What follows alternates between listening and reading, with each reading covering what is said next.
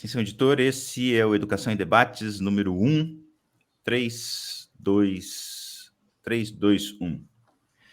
Bem-vindo ao Educação em Debate, espaço criado pelo Invoz para discutir temas importantes para educadores e estudantes brasileiros. Um podcast que traz conteúdos que conversam com os temas debatidos no Congresso de Educação Invoz.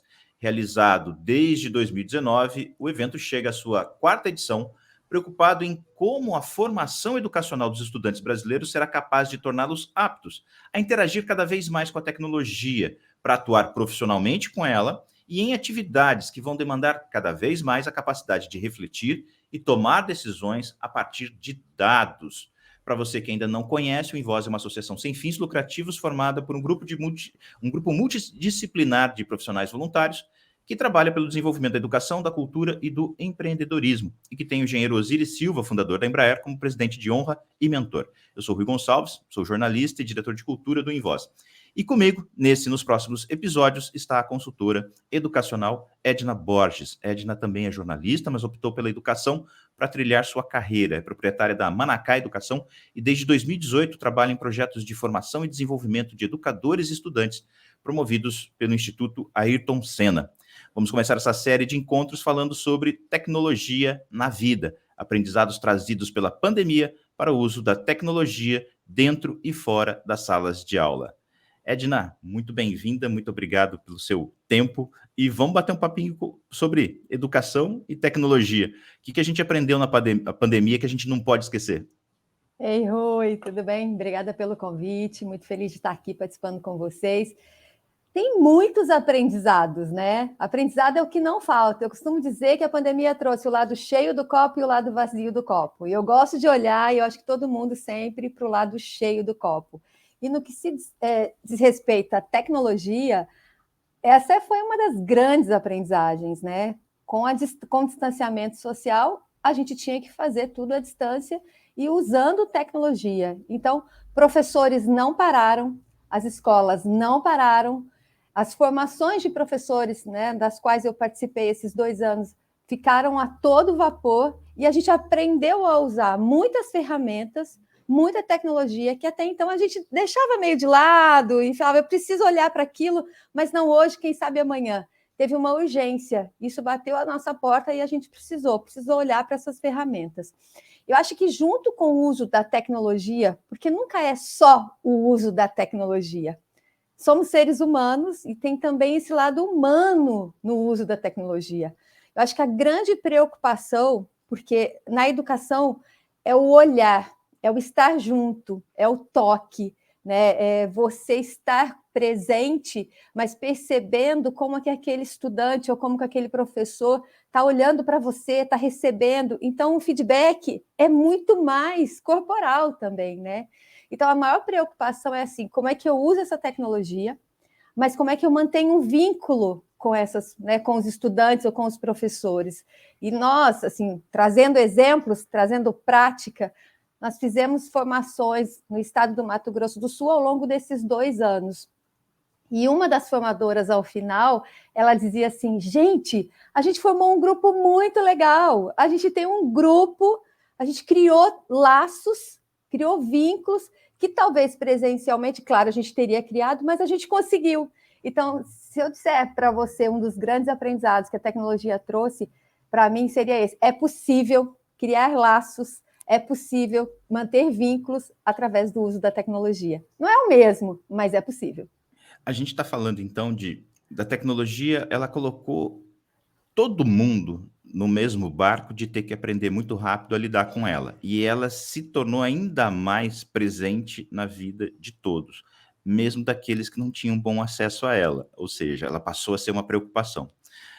Fora da escola, a gente começou a ter consulta com um médico remotamente, a gente passou a fazer compras remotamente, a gente passou a fazer tudo através de alguma interface tecnológica.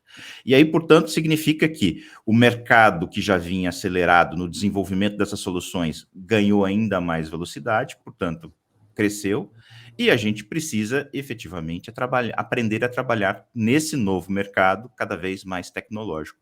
O que as escolas têm condição de fazer hoje pelos seus estudantes para que eles possam entender isso, entender que mundo é esse e estar prontos para trabalhar nesse mundo? Porque você já circulou bastante pelo Brasil e certamente você já viu muita coisa diferente, né?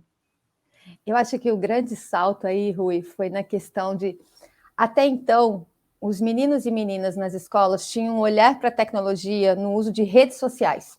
Ele era muito limitado, esse uso, sabe? É lógico que era no WhatsApp, para fazer contato, em algum grupo. De repente, a gente se vê na necessidade de mandar exercícios, atividades, criar uma classroom, onde minhas atividades vão estar ali. Então, tanto o professor quanto o estudante precisaram ampliar esse olhar para o uso da tecnologia. Então, era muito mais do que rede social, era muito mais do que contactar e mandar recado. É um processo de aprendizagem baseado no uso de uma tecnologia. Né? Então, não vem a tecnologia na frente, mas ela é uma ferramenta, ela é o instrumento que vai me proporcionar esse processo de ensino-aprendizagem. Então, como é que eu passo a olhar para ele? É um outro olhar. É um olhar muito mais ampliado, muito mais relacionado com a possibilidade de ensino-aprendizagem. Porém, Brasil, estados, municípios têm realidades extremamente diferentes. Então, a gente tem, sim, locais no Brasil onde a gente não conseguiu criar o uso dessas ferramentas, ampliar o uso dessas ferramentas. Por quê? Ou a internet não chegava, então a gente tem muitas escolas rurais, muitas escolas quilombolas, muitas escolas ainda em distritos com muita dificuldade de uso de internet. Então, a gente conseguiu, de alguma maneira, uma tecnologia social. Né? Então, criamos tecnologias sociais com o uso de papel mesmo, de fazer as atividades, de criar redes em que os pais passavam nas escolas, pegavam essas atividades. Então, não era tecnologia, basicamente, como a gente está falando, mas é o uso de uma tecnologia social, por conta de toda essa diversidade. E ela ainda existe, e ela ainda é fato, e a gente vê muitas escolas sendo muito criativas para poderem dar conta disso. Agora, a gente fala da escola estar preparada. Quando a gente fala escola estar preparada, a gente está falando da escola, instituição, prédio, infraestrutura, ou a gente está falando do professor? Porque os dois têm que estar preparados. E aí, quando a gente. Se já nos grandes centros a realidade da escola pública, especialmente, não é essa, quando a gente se afasta dos grandes centros, a situação deve piorar bastante, né? Você falou uma coisa que é chave, né? Que eu acho que a gente devia ter começado por isso. Eu estou aqui pensando. O que é uma escola? A escola são as pessoas que formam essa escola, né? Então, a escola é uma instituição na sua essência social. O que isso significa? Significa que as nossas relações, praticamente todas as nossas relações que vão nos formar, que vão nos ajudar, estão ali. Estão ali naquela, que não é mais instituição, que não é mais espaço, que são pessoas, né? Seja o professor, seja o estudante, seja a comunidade. Então, a gente está falando de comunidade escolar. E quando a gente fala de comunidade escolar que não está preparada, a gente viu muitas pessoas se ajudarem. Né? Eu falo que esse é um grande aprendizado que a pandemia também trouxe, um novo olhar para essa comunidade escolar. E aí eu digo o seguinte, que se a gente tinha no passado uma profissão docente que não era valorizada historicamente, a gente tem um novo olhar sobre essa profissão docente após a pandemia, que foi extremamente valorizada, e eu vi isso em todos os lugares. Eu ouvi isso recentemente de professores no Pará, que falaram que a maior felicidade deles era quando os pais iam para a escola agora, recente, dizia: como vocês fizeram falta, ainda bem que vocês voltaram. Aí a grande dúvida é perguntar, né, se fez falta porque o pai sentiu uma perda do desenvolvimento de ensino e aprendizado do seu filho, ou se o pai queria um lugar para deixar o filho, porque esse também é um problema que a gente tem nesse país, né?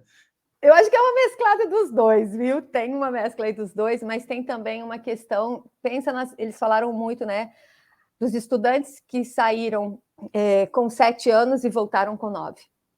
Os estudantes que saíram da escola, né, no início de um processo de alfabetização e volta depois de 2 anos, ainda num processo de alfabetização, ainda olhando. Então, o que eu tenho visto e ouvido e acompanhado é o quanto esses professores e educadores têm sido criativos para a retomada desse processo de alfabetização ou para a retomada desse processo de ensino e aprendizagem, seja ele em qual momento estiver, né? Eu acho que tem os dois aí. Tem esse lado social mesmo, assim, é preciso que... Como é que esse menino... Ele precisa conviver com os outros meninos, ele precisa conviver com o professor, ele precisa conviver nesse ambiente social que é a escola, né? Mas ele também precisa participar desse processo de aprendizagem que traz para ele, de fato, esse novo olhar sobre o mundo que ele vive, né? Legal. Então a gente encerra esse primeiro episódio aqui e fique ligado com a gente e não perca o próximo episódio. Edna, valeu e até a próxima. Valeu, Rui. Obrigada.